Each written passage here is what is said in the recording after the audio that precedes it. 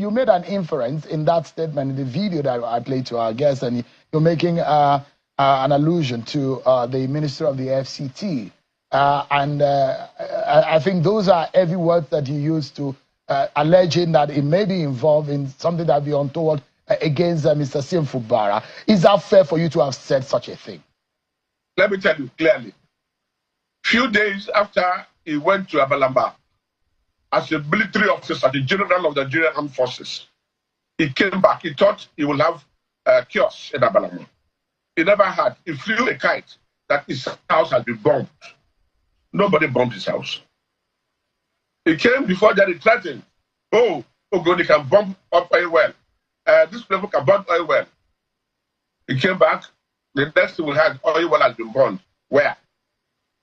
When you have a character who is not stable, you'll be afraid when somebody you hear so much is castrated. Because if it's a straightforward person, if he does not trend in line, he would not be bothered. But here we have a very dangerous person who trends in lights, and we can do anything to get anything he wants. Now they said Port Harcourt is burning. The General Administrator has confessed Port Harcourt is peaceful. He has been here since 70 days. No demonstration, nothing happens. People lie and lie, so we are not sure. As Rivers people, we hold our governor dearly, and we want to know his whereabouts. We only seen, film tricks. We want to still hear him. If he's alive, he should address Rivers people. He should be allowed to address Rivers people. Let us see him addressing us. Then we'll be convinced that our governor is alive. I said this with all emphasis because the man has done nothing. You are crucifying him from left and right. From the beginning to the end, you are crucifying the man who's innocent. Is it because he's very peaceful? Is it because he doesn't want problem? All the lies are manifesting. Nigerians have seen. There is no need to apply Section 305. There's no threat to life. There's no threat to anybody.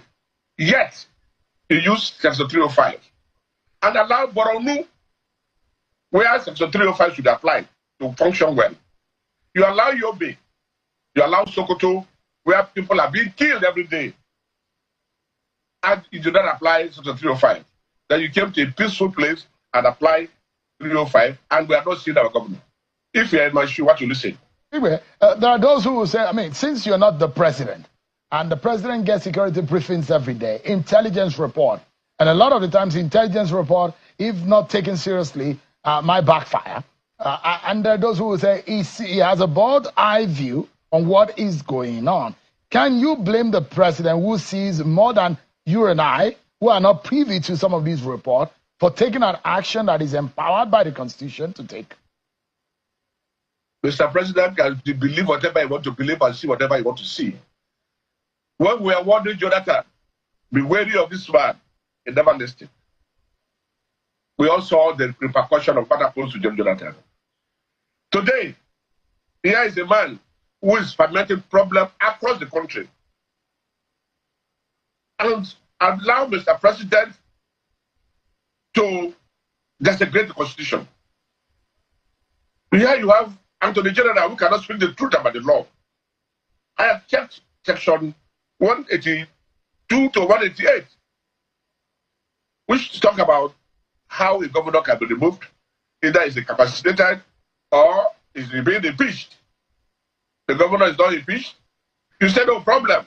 They bombed your house. They bombed Ogoni. They bombed there. But before this time, you also said these places could be bombed by the people from there. And all are turning out to be lies. So if Mr. President can believe a liar to mislead him, then he will have himself to be blamed when the day of reckoning will come. Because he will not say, as the president and commander-in-chief, he believed in lies. If UK himself said, most of the security reports are lies on national television. He said most of the security reports are lies. And indeed, if there are security reports, genuine security reports, they are all coming out to be lies. Chief Igbe, there are those on the other side in Rivers State, Chief Igbe, just for a moment. There are those who say you are one of those who are said to have misled Governor Fubara. I never misled Mr. Fubara. The Elders Council advised him that that agreement you are signing is dangerous. You are withdrawing your case. The man took you to court.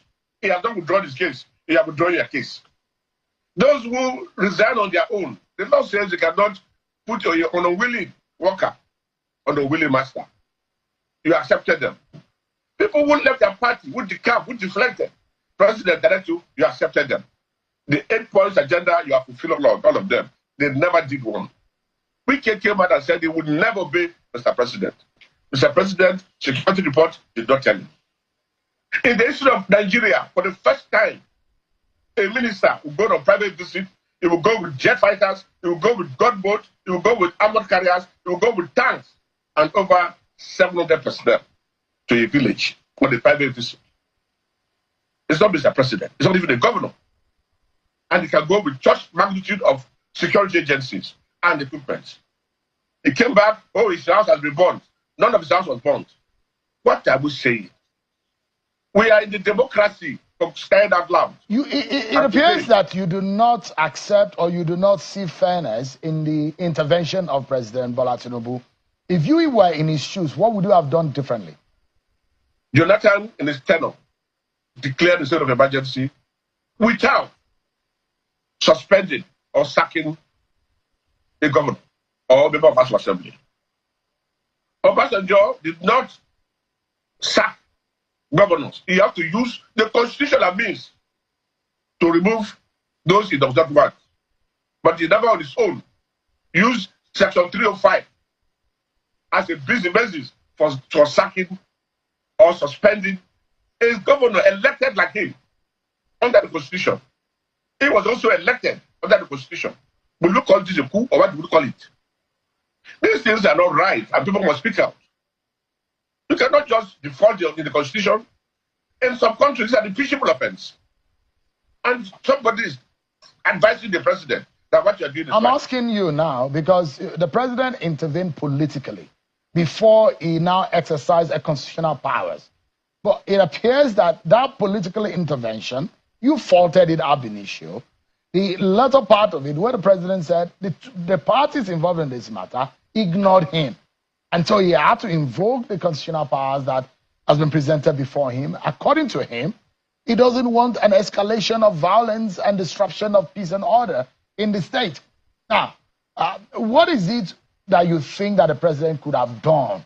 Because if you are not happy with his decision, not only that the president is older than the parties involved, he's also the leader of the country and the president of the Federal Republic. But what else or what outside of his action do you think he should have done? We are saying that he has no constitutional power to suspend the governor. But a minister who is fragmenting your problem that he appointed, he has never questioned him and he has never sanctioned him. What stopped him from sanctioning the minister that is causing the whole problem? Sanction in what way? In what sense? Of course, you are suspended an elected governor, but you cannot suspend a minister who is the root cause of all the problem. Would that help the situation? Suspending the minister, would that help the situation? If two children are fighting, you beat the two of them, everyone will say that you're fair. You cannot flog one child all through and abuse him when he's not the troublemaker. Leaving the troublemaker to continue to make trouble. Insulting everybody. He has insulted every part of the country. He has insulted all the leaders, his grandfathers, calling ethnic groups to come out to cause problem. He's trying to ferment problem. And such a person, you never sanctioned him. But the man that is very peaceful, the man that is not one problem, the man that is obeying you, is the one you sanction, is the one you can flog. Can that be corrected? If you think that that's an error of judgment from the president, can it be corrected? Can the president amend or fix things? Because you are one of the elders, and I saw former Governor Ada George, who spoke earlier, and some other elders in the state, former senator who sat there. Is that the thinking that this could fix, what you're saying now could fix what you have considered an error of judgment in the president's actions? It's not only Rivers State. The entire country is speaking against this injustice. The entire country. There's one man who has virtually caused problem between Mr. President and everybody. The North is frowning, is not happy. One who is the cause. One man. Abuja, the crisis in Abuja, one man. The East, one man. The South, one man. Coming up with lies upon lies. And Mr. President seems to believe him. Very soon, the scale will be off his eyes and he will see clearly. But if nobody talks and everybody keep quiet, he will say, why don't you say it? I don't know, Chief. Sorry, just for a moment. Let me ask you. Look, just for a moment, sir. The Senate amended their prayers before they put the votes up yesterday.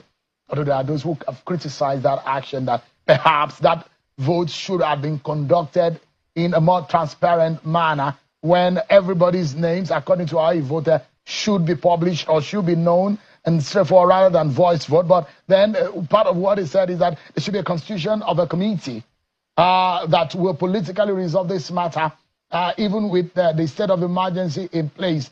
But as a member of the Elders Council and a committee of elders in the state, what do you think should be the way forward? The state of emergency is in place. The administrator is in place. I'm not sure there is anything anyone can do about it.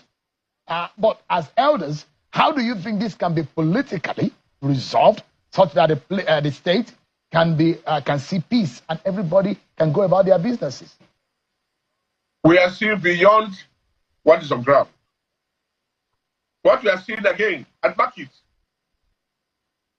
they will extend the tenure of the sole administrator because they have an agenda. What is that agenda? The agenda is to grab River State. Let me tell you something. Grab in what sense? That is a court judgment. Excuse me. That's a Supreme Court judgment. Don't release funds to River State until the governor presents his budget. The governor wanted to present budget. He was not allowed to present budget.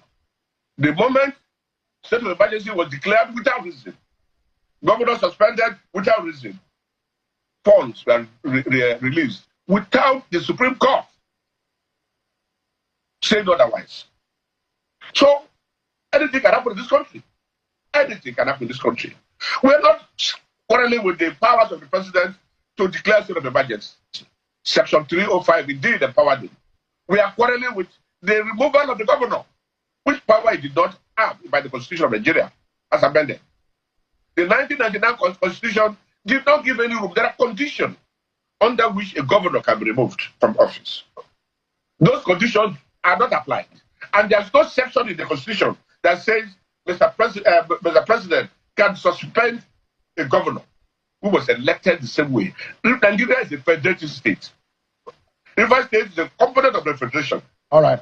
Chief Igbe, we need to go now. We need to go. Thank you so much indeed for your time. But there are those who believe that you've suddenly become a sworn enemy of some Wike, and perhaps your stance against him is responsible for the manner in which you speak against him. No. Wike has been my friend, but because my friend doesn't mean I'm not saying the truth. I am somebody. Look, ask my history. I resigned from the government when I was not satisfied with the way the government was going. I honorably resigned. The governor said he was not going to accept my resignation. And I said, no, I'm going.